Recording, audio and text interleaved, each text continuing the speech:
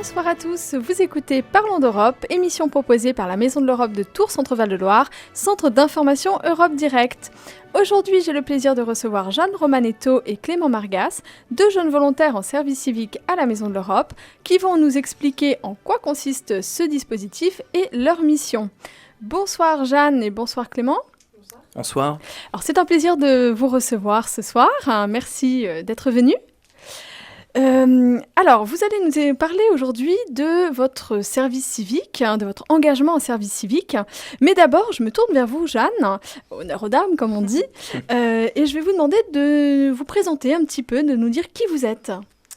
Donc, moi, j'ai 21 ans et je viens de Bretagne. J'ai passé 2 ans à Bordeaux pour passer un BTS communication que je n'ai pas eu. Et j'ai donc décidé de venir à Tours pour le repasser via le CNED et pour faire un service civique en parallèle. Merci. Et vous, Clément ? Alors, moi j'ai 23 ans, je vis à Tours depuis 1 an, où j'ai tenté en fait un master en histoire et documents que je n'ai pas eu non plus. J'ai l'impression que le service civique c'est un peu le syndrome de l'échec, c'est un peu de... Mais non, faudrait pas dire ça. Non, faudrait pas faire croire ça quand même. Non, et donc j'ai une licence d'histoire, et donc après l'échec de mon master, j'ai décidé de faire une année de service civique.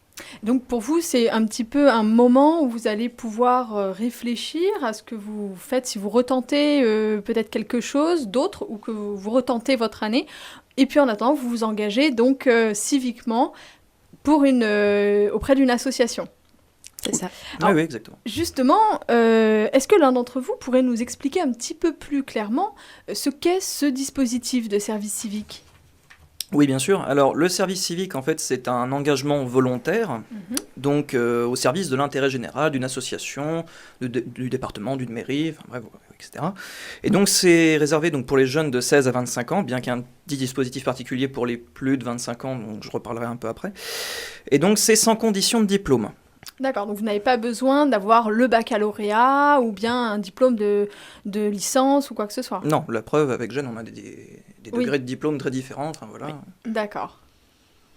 Et donc, au niveau du service civique, vous pouvez vous inscrire dans 9 grands domaines, donc la culture et les loisirs, le développement international et l'action humanitaire, l'éducation pour tous, l'environnement, l'intervention d'urgence en cas de crise, la mémoire et la citoyenneté, la santé et la solidarité, et également le sport.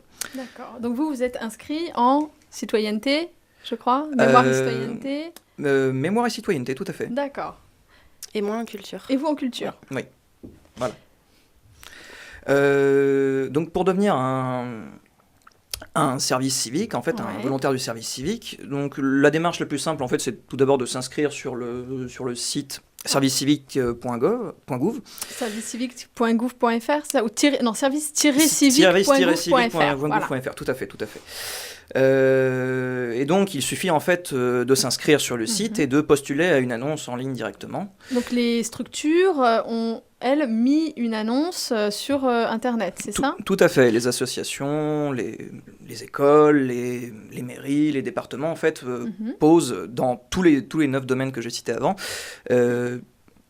des offres pour le service civique. D'accord. Et donc, ensuite, quand vous êtes jeune, vous postulez et ensuite, vous attendez une réponse de la structure. Tout à fait.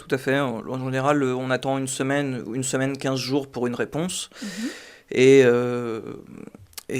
enfin, il y a d'autres méthodes également. Enfin, avec Jeanne, on a été donc à un forum organisé par la région Centre. Oui, alors je crois que c'était par le BIGE 37, le Bureau d'information jeunesse et la Ligue de l'enseignement, si je ne me trompe pas. Exactement, par la Ligue de l'enseignement. Donc on a reçu un mail, en fait, étant inscrit à au service civique. On reçoit un mail qui nous invite à ce forum. D'accord. Et c'est donc là moi et Jeanne d'ailleurs, on a trouvé donc notre service civique en fait à ce forum directement, en rencontrant les intervenants pas à travers un mail de visu. De visu, oui. D'accord. Et si nous sommes une organisation, justement, comment on fait pour pouvoir accueillir un jeune en service civique ?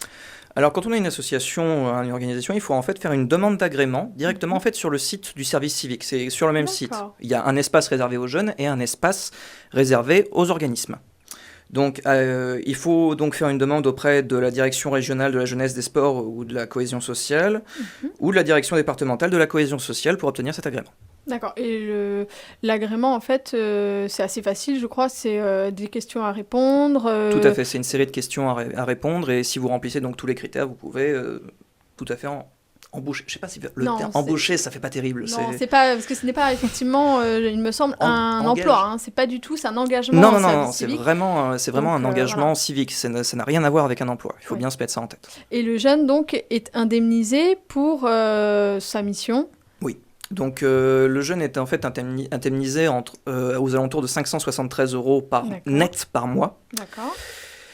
Et une partie en fait de cette indemnité est réservée à l'association, versée par l'association. Oui. Donc, et le reste est versé par l'État. D'accord. Merci beaucoup Clément. Nous allons nous retrouver tous les deux tout de suite après la petite pause.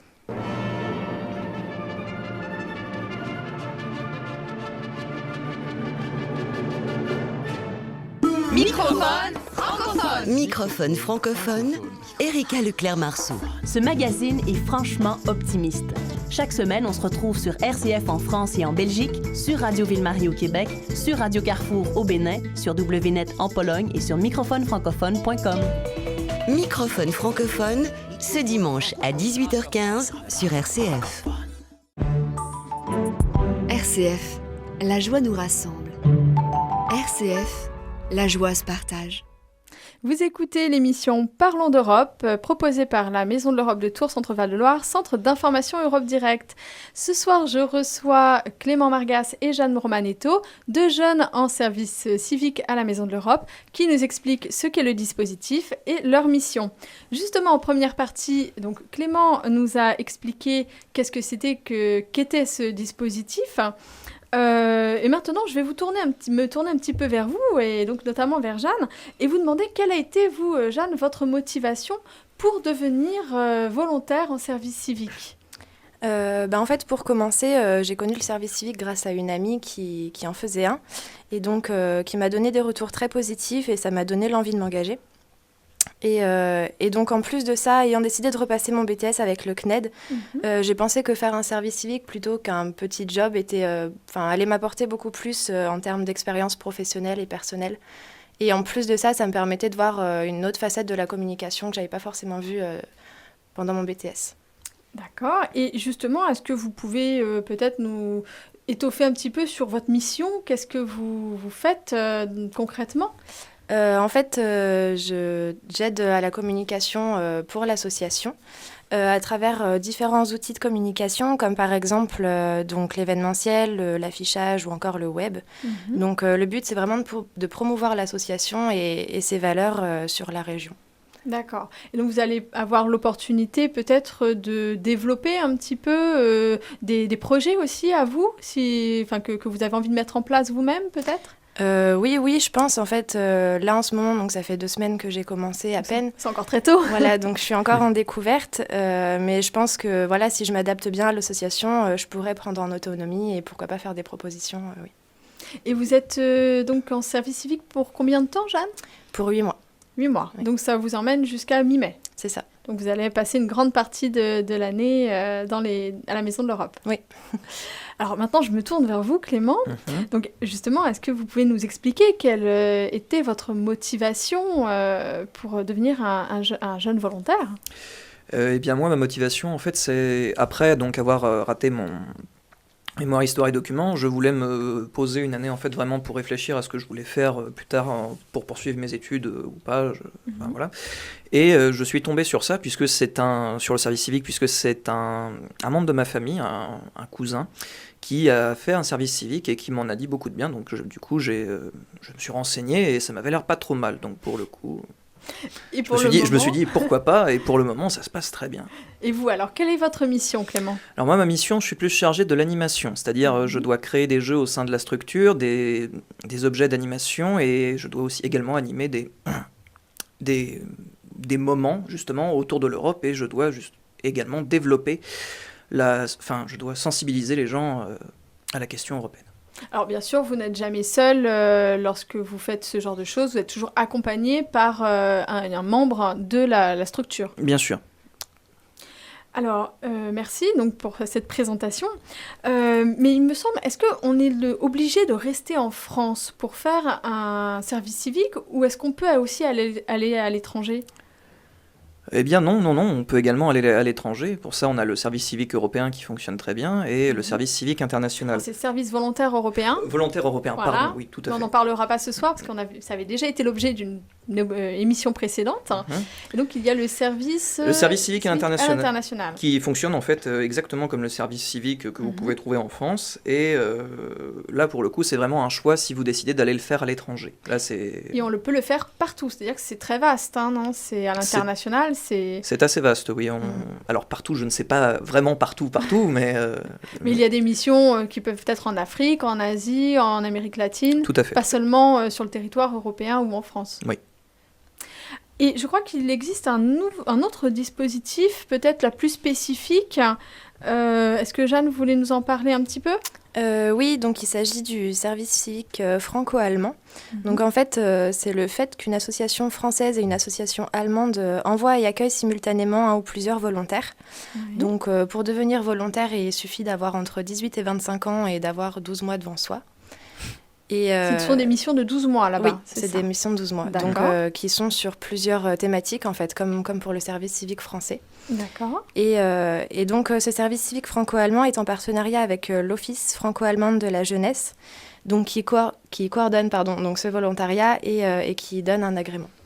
D'accord. Donc l'association, par exemple, française et allemande, parce que c'est un échange, si j'ai bien compris, oui, c'est ça. doivent recevoir un agrément auprès de cet office franco-allemand pour la jeunesse. Oui. Et ensuite, ils deviennent partenaires. C'est ça. D'accord. Et donc là, on assiste à un réel échange, en fait. Parce que vous êtes, en tant que jeune Français, vous êtes finalement venu seul, en fait. Il n'y a pas aucun jeune Français parti à l'étranger. Non, exactement. On n'a pas expatrié des gens pour nous avoir notre service civique. Voilà. Donc, en revanche, au niveau du service civique franco-allemand, le volontariat franco-allemand, c'est différent. Il y a un véritable échange. Merci beaucoup Jeanne et Clément pour toutes ces explications. Nous allons vous souhaiter une excellente mission à tous les deux au sein de la Maison de l'Europe. Merci. Et Merci beaucoup de courage aussi pour vos études avec le CNED Jeanne et votre réflexion Clément. Exactement. Merci et bonne soirée. Merci à vous. Au revoir.